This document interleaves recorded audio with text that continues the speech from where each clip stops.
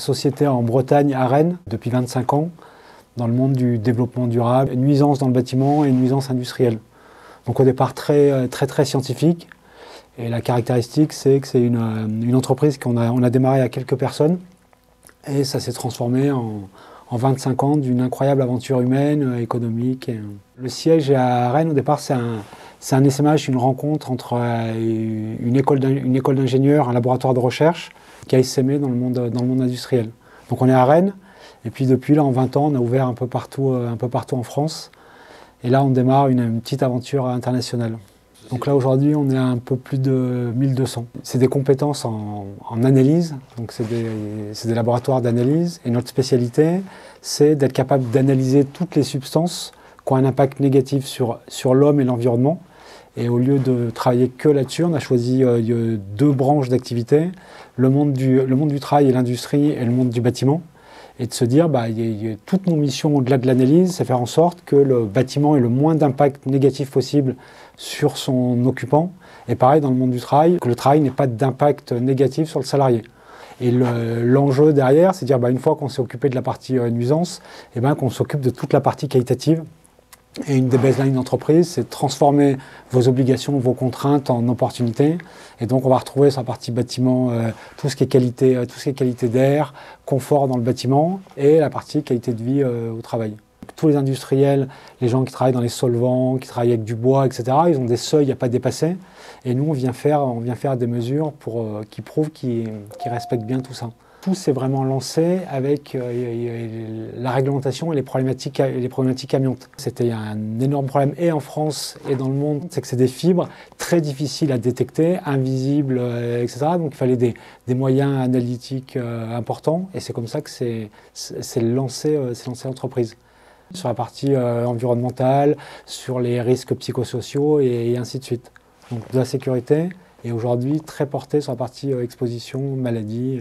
Le monde de l'entreprise, c'est là où doit s'exprimer toute la vie, tout ce qui est l'humain, que ce soit sur la partie handicap, que ce soit le monde sportif, que ce soit sur la partie aide au développement.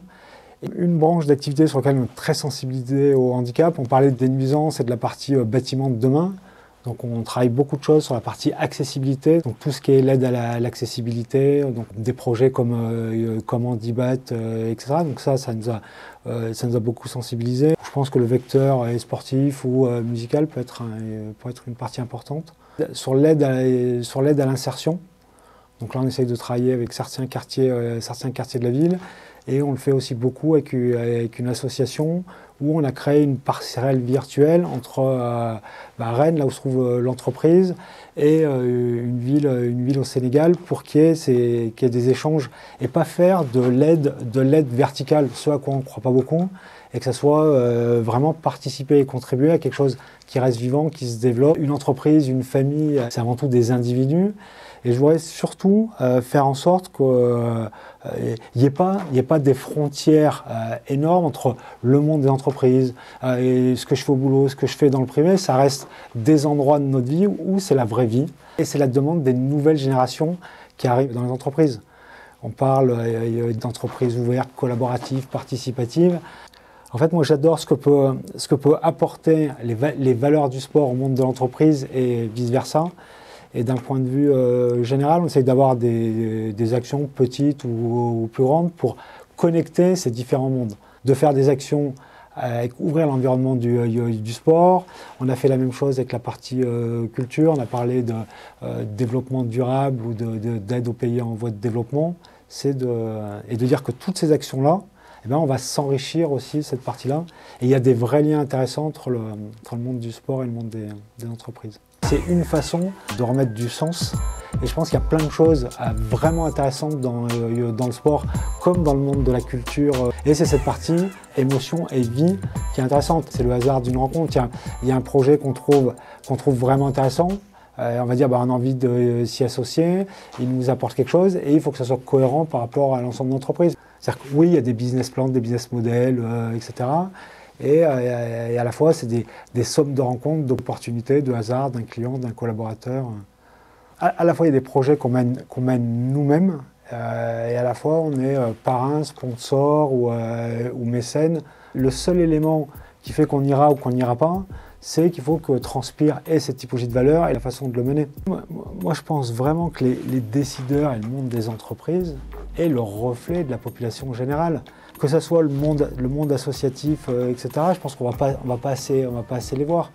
Le monde associatif, le monde culturel, le monde sportif local vit en résonance avec le monde économique local.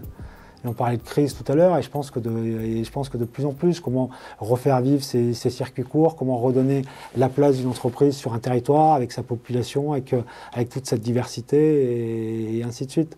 Et ça fera un cercle vertueux. Si les philosophies changent, la population change, les entreprises changeront. Si les entreprises changent, elles auront aussi un rôle pour faire bouger les choses autour d'eux et ainsi de suite. Les jeunes qui arrivent dans l'entreprise vont faire bouger les philosophies de tout ça. Mais ce qui est important, c'est la vie quand même.